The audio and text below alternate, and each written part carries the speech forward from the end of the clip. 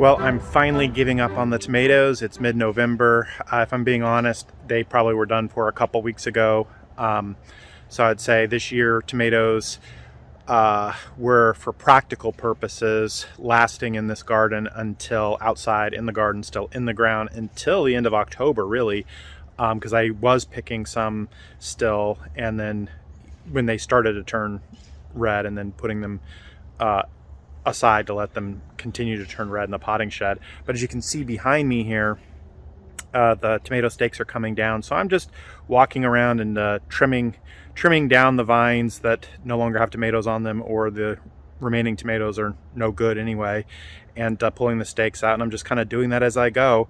I'm not making a big kind of project out of just taking out tomatoes. I've been doing this for a couple of weeks now, and I'll continue doing it for the next week or two, and we'll probably get all the tomatoes out of the garden at that point. So that's the process, and ready to call it the official end of tomatoes in the outdoor garden season here. I don't have tomatoes in the indoor garden, but I use those words because, you know, some people may be still growing tomatoes in their greenhouses or hoop houses, and some people may have already kind of cut the vines of their tomatoes and just hung them up in their greenhouses or hoop houses or sheds or whatever to ripen. And I didn't do a lot of that. I have tomatoes just kind of sitting individually in flat boxes to continue ripening, but I didn't cut the vines and hang them up to wait for them to ripen or anything like that. When I'm cutting these tomato vines, I'm cutting at the base. I'm not trying to pull the root ball out of the ground, and that's part of this kind of no dig philosophy that I more or less try to follow. I mentioned before, kind of there's more than one guru of that, of course, but the guy that I follow from the UK, Charles Dowding, has a lot of great content on it, and yeah, just wonderful virtual mentor for those of us who want to try to garden in that way. Well, people ask me what kind of Facebook groups do I belong to with gardening. There's a couple on Facebook that I follow. I have to say that my participation usually is like a thumbs up, because I can't bring myself to be like the 10th person who says the same kind of thing as an answer to the questions that get posted there. So I don't end up posting a lot in that way. But at any rate, I use there's one called Portland Organic Gardening, which I think is great.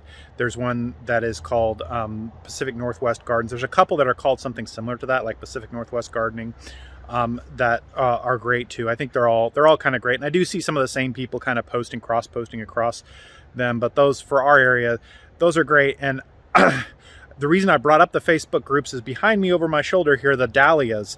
You know, there's been a lot of discussion in the Facebook groups about how dahlias are just going wild and blooming, you know, this kind of fall season, and how great they are, and how, you know, how amazing it is that dahlias are still blooming. And so, yeah, I'm gonna pile on and join in the hoopla and show you my awesome dahlias that are doing awesome here in November. So today I've got trimming up these pots here. I've got one behind me here, and there's a lot of foliage and flowers in there that are still looking somewhat good, and so I don't necessarily want to get rid of them, but I need to kind of trim it back and out of the way so I can drill the holes to plant the tulips that I'm working on.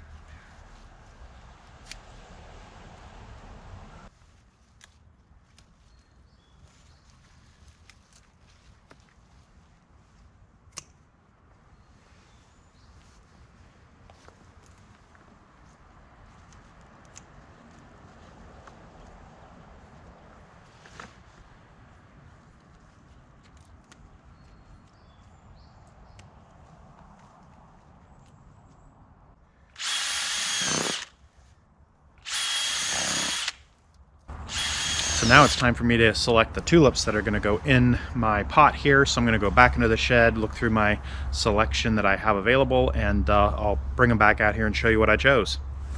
So I picked out the Queen of Night. These are a dark maroon near black tulip. I've got several pots that I'm going to have that kind of color scheme along with a red apple doorn.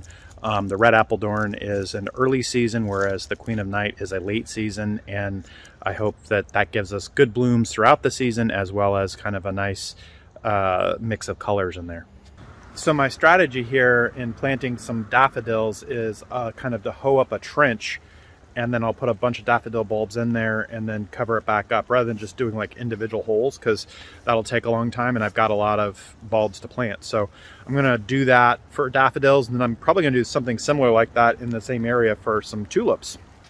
Well, as often happens, I was planning to work on putting daffodils in this flower bed here, and I got distracted because the rose bush here, which is quite the monster, was overgrowing the area. So I was like, okay, well, let me trim that back.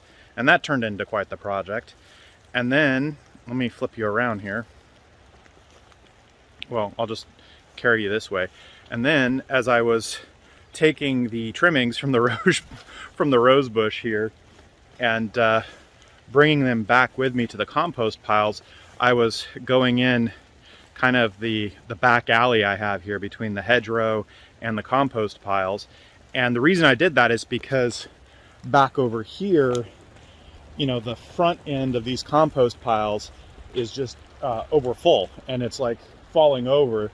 The front end of the compost piles here is actually crashing on me because I've just been piling too much into my compost pile. So I need to fix that at some point. But anyway, the long story short, my intention was, okay, well, I'm going to start piling more of my compost into the backside of the compost piles by going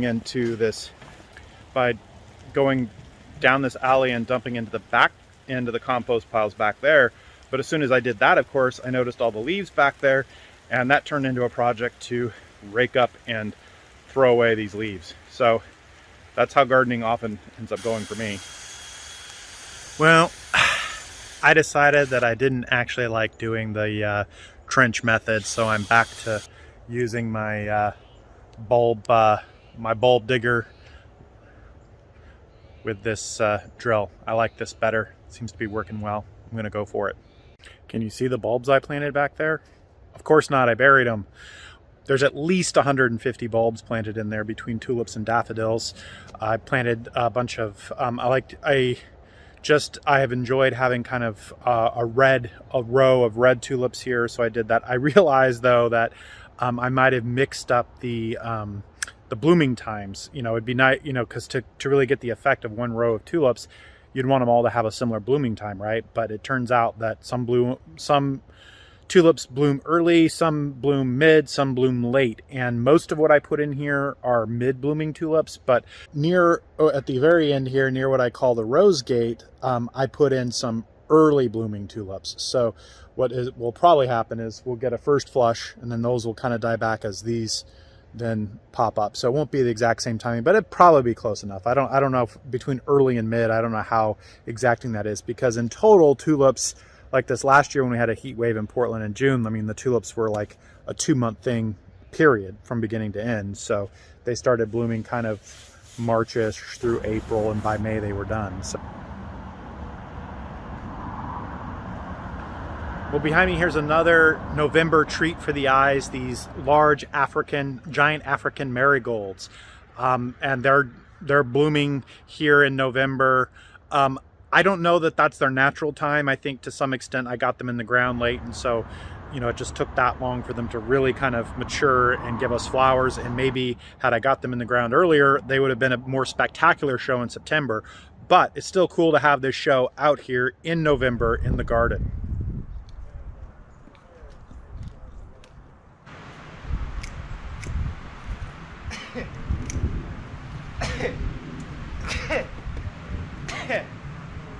Well, my Chinese broccoli didn't really turn out this fall, but I did get a little stand of them right down here that I'll show you.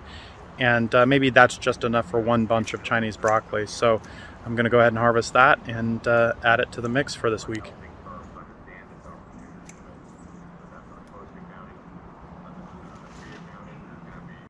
Well, I've got some purple sprouting broccoli down here that is actually putting a head in. Now I planted this in July by seeds in the basement nursery. I transplanted it out in early September. I'm not expecting to get heads or anything, flowers or anything on this until next spring. That's purple sprouting broccoli. Is supposed to be a crop for the so-called hungry gap.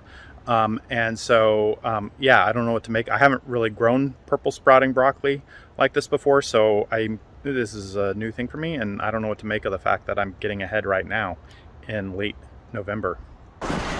This is the Ethiopian kale, and it's kind of growing. Like the stem I think is good eating, the leaves are good eating, so kind of how to harvest it is a little bit mysterious. I'm just going to pull the tender stems off of it and then chuck the main stem is the way I'm going to go about it. There you go. So, and then I'll just get rid of this guy.